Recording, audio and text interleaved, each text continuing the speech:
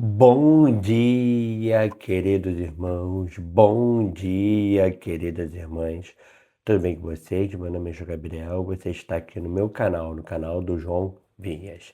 Para quem não me conhece, meu nome é João Gabriel. Tenho 32 anos. Sou concursado em Araruama e Maricá, permutado por enquanto. Sou um autista com hiperfoco em Fluminense, Titanic e leitura bíblica. Bora para a leitura da lição da revista, lição número 10. Tá abrindo aqui,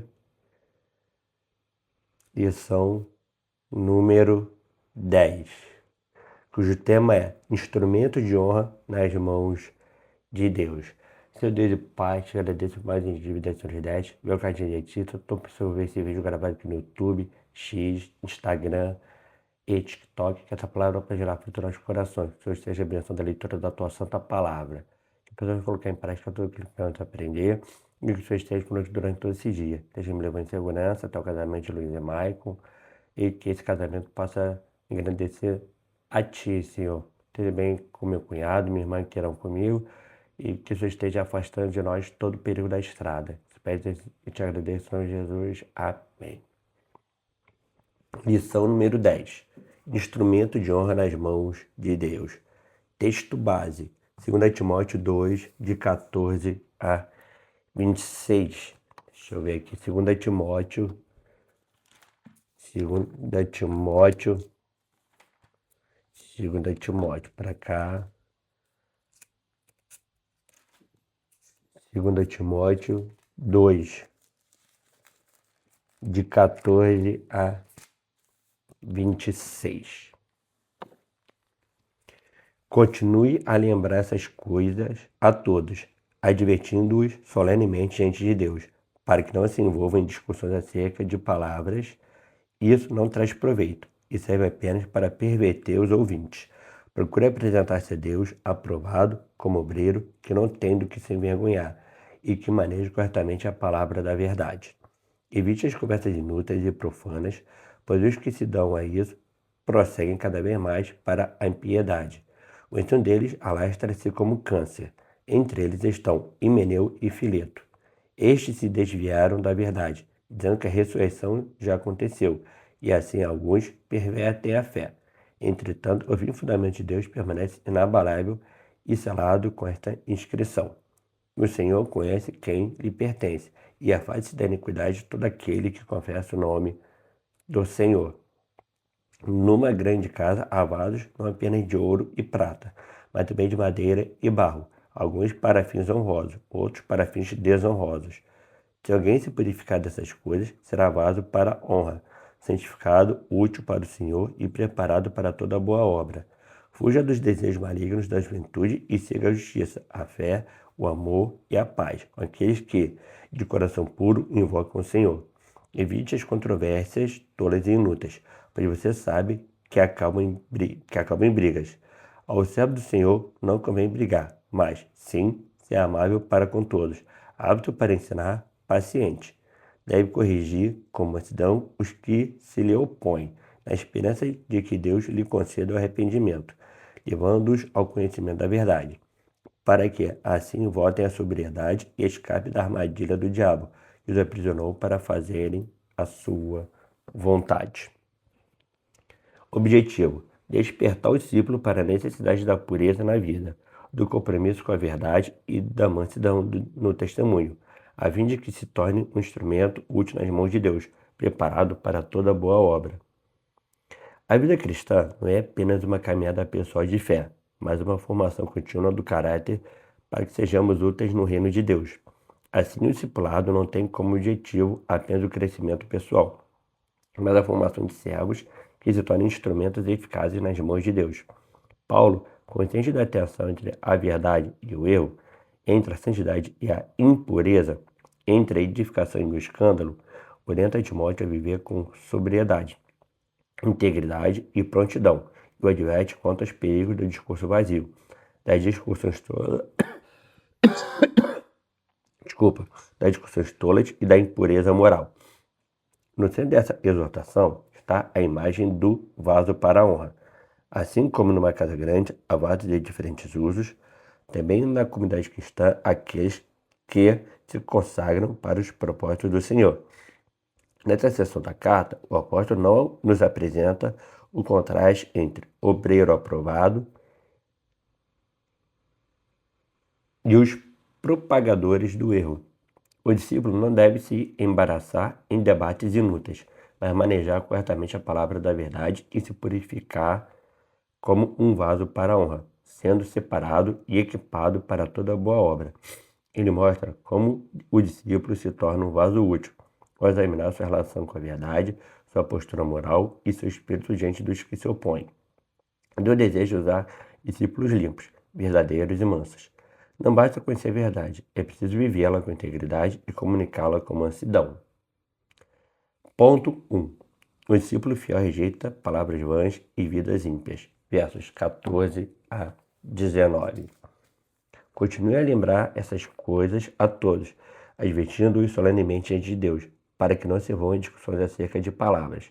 Isso não traz proveito e serve apenas para perverter os ouvintes. Procure apresentar-se a Deus aprovado, como obreiro, que não tem do que se envergonhar e que maneja corretamente a palavra da verdade. Evite as conversas inúteis e profanas, pois os que se dão a isso prosseguem cada vez mais para a impiedade. Muitos deles alastram-se como câncer. Entre eles estão Himeneu e Fileto. Estes se desviaram da verdade, dizendo que a ressurreição já aconteceu, e assim alguns pervertem a fé. Entretanto, o firme fundamento de Deus permanece inabalável e selado com esta inscrição. O Senhor conhece quem lhe pertence, e afaste da iniquidade daquele que confessa o nome do Senhor. Um dos temas centrais das epístolas pastorais é o combate à apostasia e a repreensão aos falsos mestres. Após as figuras do soldado, do atleta e do lavrador, Paulo apresenta a imagem do obreiro, aquele que guarda, pratica, protege e proclama a palavra, ferramenta indispensável para a edificação da igreja. Timóteo é advertido a evitar contendas de palavras. Verso 14. Continua a lembrar essas coisas a todos, advertindo solenemente de Deus, para que não se envolvam em discussões acerca de palavras. Isso não traz proveito e serve apenas para perverter os ouvintes. O termo grego iogomachio significa guerrear com palavras, disputas sem proveito que levam à ruína. Catástrofe espiritual. A fé não se edifica por vaidade intelectual, mas pela verdade proclamada com mansidão e no poder do Espírito. O verdadeiro obreiro deve manejar a palavra da verdade. Verso 15. Procura apresentar-se a Deus aprovado como obreiro que não tem do que se envergonhar e que maneje corretamente a palavra da verdade. O verbo ototomel remete a cortar em linha reta, como artesão preciso. Isso exige estudo sério, fidelidade ao evangelho e rejeição de interpretações distorcidas. O termo docmos, aprovado, era usado para ouro purificado ou pedras aprovadas para construção, em contraste com adokmastos, reprovado. Assim, o servo de Deus deve ser genuíno, íntegro e purificado, aprovado primeiro diante do Senhor e depois diante dos homens. Paulo cita Himeneu e Fileto como exemplos de falsos mestres, mas reafirma, o fundamento de Deus permanece firme. Verso 19. Entretanto, o firme fundamento de Deus permanece inabalável e selado com essa inscrição. O Senhor conhece quem lhe pertence e afaste da iniquidade todo aquele que confessa o nome do Senhor. O Senhor conhece os que lhe pertencem e todo discípulo que invoca o seu nome deve afastar-se da iniquidade.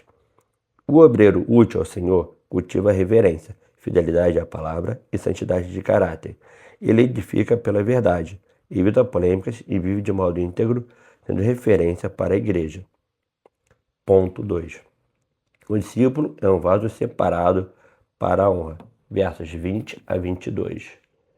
Numa grande casa, há vasos não apenas de ouro e prata, mas também de madeira e barro. Alguns para fins honrosos, outros para fins desonrosos. Se alguém se purificar dessas coisas, será vaso para a honra, santificado, útil para o Senhor e preparado para toda boa obra. Fuja dos desejos malignos da juventude e siga a justiça, a fé, o amor e a paz com aqueles que, de coração puro, invocam o Senhor. Paulo usa a metáfora da grande casa, que considero representar a igreja visível. Nela há diferentes vasos, de ouro e prata, representando crentes fiéis, e de madeira e barro, representando os infiéis e hipócritas, que não existem à prova do fogo. 1 Coríntios 3, 1 Coríntios, deixa eu ver, 1 Coríntios 3, de 12 a 13. 1 Coríntios 3, 12 e 13.